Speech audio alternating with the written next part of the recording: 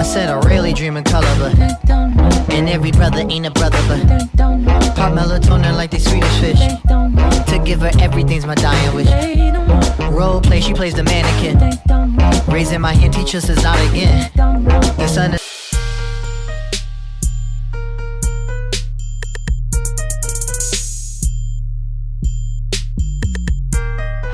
Tonight we have with us Mr. Lazarick Davis. Hey, Lazarick. Hey, how you doing? Okay, tell us about your business. Okay, well, my business is primarily graphics and photography, but today I have my clothing line.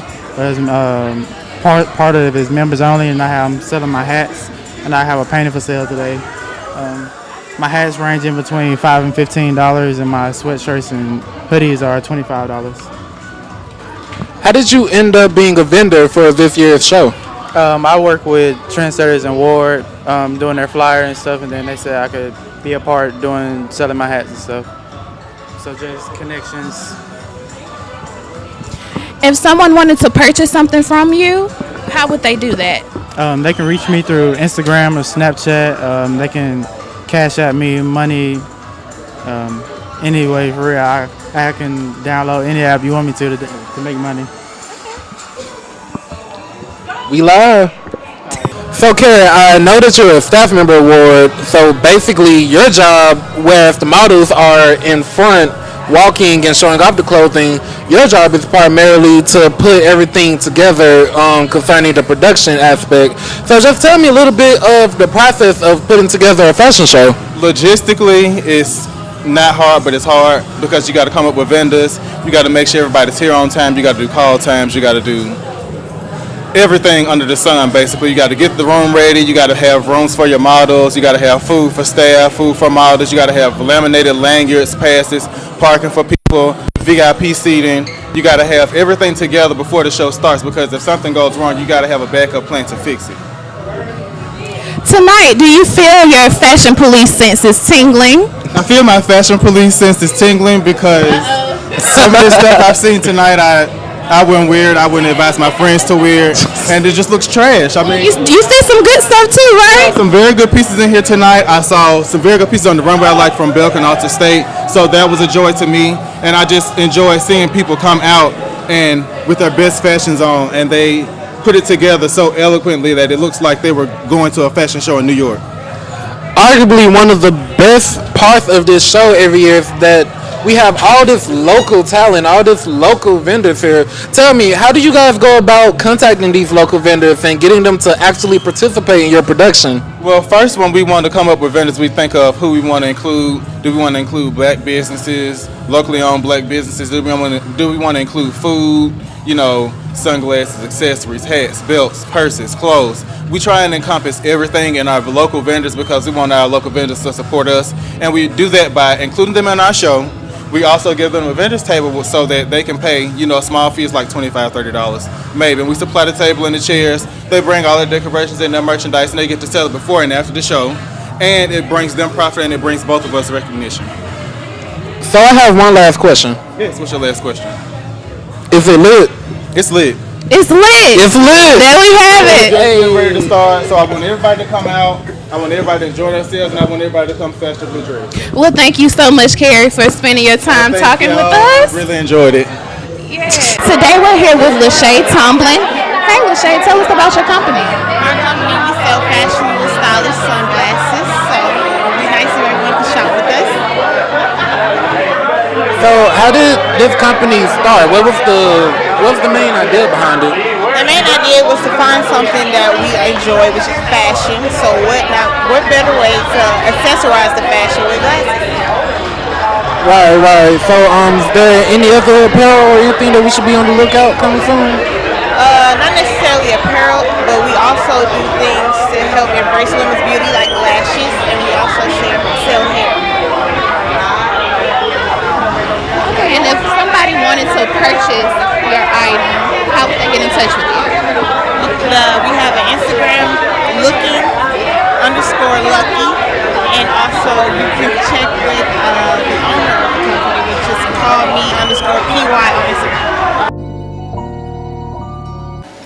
What's up, everybody? I'm Cece. And I'm Chan. And this is Sound on the Hill, the hottest show in Huntsville. Today's guest is Ms. Krista Dees, a local business owner based here in Huntsville, Alabama. After running her business for years, Ms. Dees is now currently enrolled in the communications program at Alabama A&M.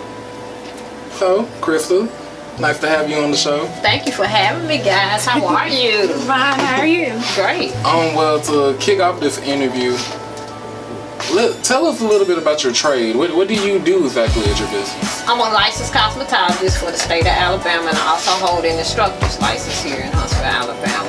And so I own Manicure Salon as well as Sheer Happiness Salon as well.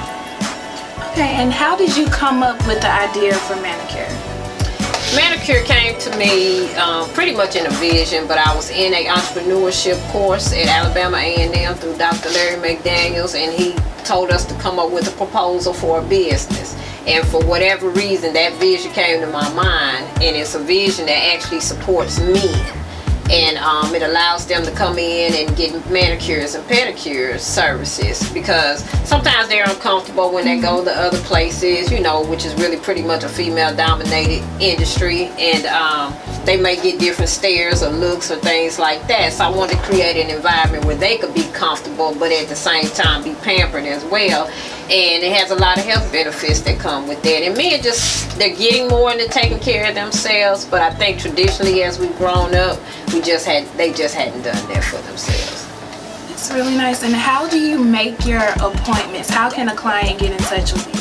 If a client would like to get in touch with me, they can go to styleseek.com/manicure, and that's a website that's designed for customers that are seeking to schedule an appointment. It has a price list on there, it has the calendar, and so it'll show you where there's availability based on the time that you would like to come in for the service. But there's also a contact number as well, and you can find us on Facebook at Manicure Spa. Manicure also has local fashion based here in the store.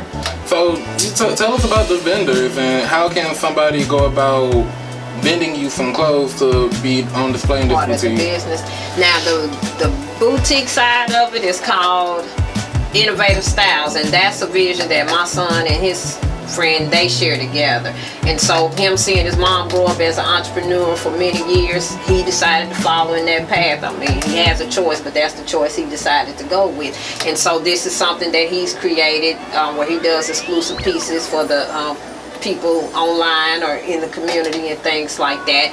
And so if anyone's interested in vending, I would say contact me at 256-288-9070. But I believe you all have a segment coming up that they're going to be able to find out more information about Innovative Style. So look forward to that segment, and he can definitely give you more information on that. Okay. As a Black business owner, what advice would you give on becoming successful? In order to be successful as a Black business owner, I would say definitely have a plan. Don't give up if things don't go according to the plan, but the plan lays the foundation for the way that you want to go. It's just a sketch, but you can always go back and make adjustments. And show up, be dependable, where people can count on you, because what you give, that's what you're going to receive.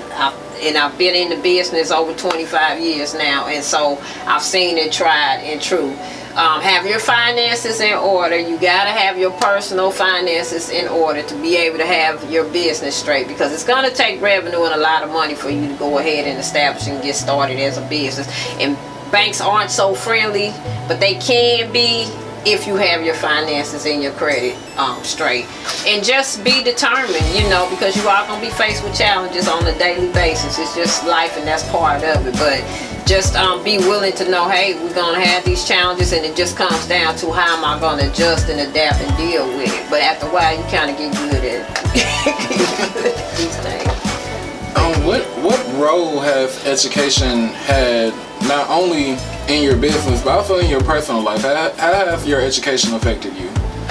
I think think that what I actually realized based on my education, just going through college as well as going through the different levels of cosmetology school, it has afforded me many opportunities. Like I've been able to be a director of 2 cosmetology programs, one in Chattanooga, Tennessee for Virginia College and one here for the Salon Professional Academy. I've been able to teach by having an instructor's license, so that's a way that I can give back based on the knowledge that I have, and I can share that information with others and encourage them to move forward. And just the education of being in business, you know, that's a tool and a lesson in itself. And so you can share that information about your life experiences, and don't be afraid to fail, because fail makes the best success. So if you want to look at it as a failure, you know, then you're not going to be able to move forward. But look forward to not quite making it the way you want it to, because that's how you learn how to be better at what you're doing. And it's okay, because once you go over that hump, you can get right back up and you can go over another hump, and that's just part of it. Right, so in the business community, more specifically the black business community, how important is it to stick together, to have some sense of camaraderie? It's very important to have a support system, because you do have small businesses, and of course you have the bigger corporations as well. And because you are a smaller business, we do have a different type of a struggle that comes into play, and then sometimes we kind of get caught up and scared to share that we're going through certain things. But to know that you're not the only one that's going through that process or that's experiencing those type of things, and be able to communicate that with other business owners, then you all can work together to try to figure out how to overcome and get your businesses to a better place. Because it always takes a team, no matter what you do. You really can't do it by yourself. So that's what I've learned over the years. That's just how it works. What type of clientele do you want your business to attract? Well, for the manicure piece of it, like I said, that was really specifically designed for males. Not even men. You can be anywhere probably from, I would say, 11 years old and up, you know, getting a manicure and a pedicure for men. We do diabetic manicures and pedicures also. As far as the salon piece goes, I'm not really I'm more of a natural hair or just a healthy hair foundation stylist. I believe like your foundation needs to be solid, and anything from that point on we can build on. But you need to always be able to wear your hair and have some options, you know, on top of that. But the clientele base that I have are those that are looking to grow healthy hair and maintain and keep healthy hair. I do children. I have clients I never thought I would do their children. But I'm doing their kids now, and they're teenagers, and some of them aren't even teenagers yet, so that's just how much they trust me and know that I'm going to care for their hair. The professional woman is great. You know, students, I'm open to anybody, you know, that's willing to go ahead and say, hey, bless me today, because that's what I do. God gifted me, so that's what I do. And are you hiring for any positions in your shop? I am currently seeking, hiring for manicures. I'd like someone to come in to be able to do the manicures and to be able to do the pedicures for the manicure part of the spot of the shop. Okay, and one last thing, could you say your address to the camera for us, please? I can. It's 4717 University Drive, Building 100, Suite 99. Hope to see you soon. So how have you feeling the show? The show was excellent, man. You know, it was great to see all these beautiful black people presenting their excellence, beauty, taking care of themselves, everything. It was marvelous, marvelous. How did you enjoy the show? It was good. I enjoyed one of my favorite pieces was from Brunier. I think that was really good. I liked it. I really enjoyed the show. I come to the fashion show every year, so I feel like this year was really good, like really amazing.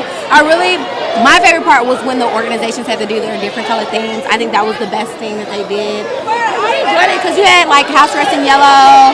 I believe like EKT was in like camo.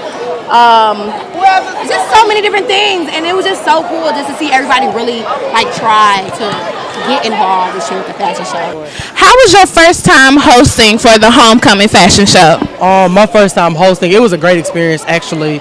I felt like it got my name out more for when it's time for me to get involved with more stuff. So yeah, it was a good time. I enjoyed it. How could the show improve for next year? I think it could improve more by more people coming out, trying to be involved in instead of just coming to see. So I feel like if more people come and show their face and try to walk, and then it'll be more successful. What was your favorite part about the show? My favorite part was probably the scene with where everybody was on the chairs, because it was kind of like, I love the confidence that the women had to dance and just, just do what they love at the end of the day. I love that. I love the confidence. What was one of your favorite things? Definitely the dance. When they had all dance with the dudes, that was nice. I enjoyed that. What was your favorite part about the fashion show? My favorite part about the fashion show was actually hosting it and getting the crowd involved. Getting the crowd up on their feet and hype and stuff. That kind of made me more excited about it. And comfortable too, right? It made me comfortable. Took the nervous right out of me, so I was it was good.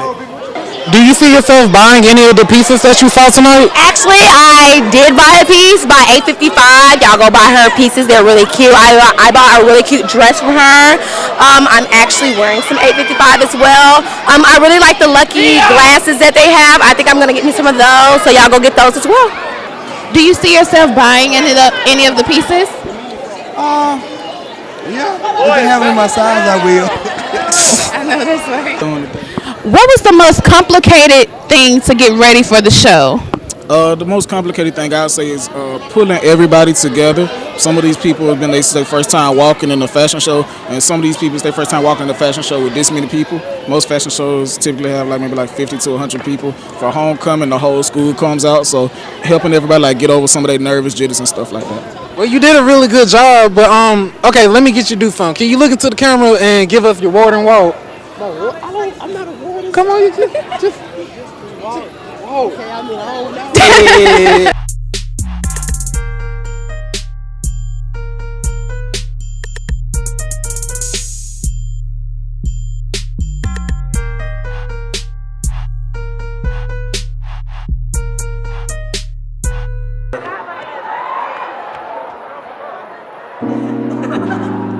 How y'all doing?